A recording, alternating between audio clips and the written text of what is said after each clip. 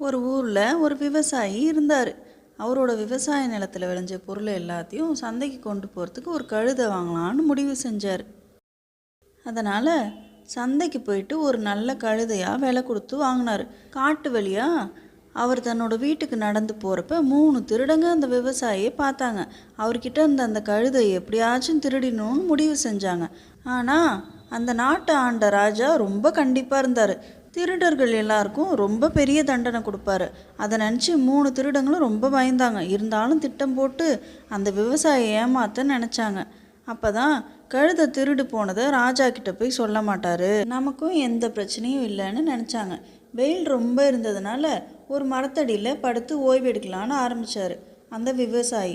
அப்போ ஒரு திருடன் அவர் கூடவே ஓய்வு எடுக்கிற மாதிரி நடித்தான். அப்படியே விவசாயிக்கிட்ட கொஞ்சம் பேச்சும் கொடுத்தான்.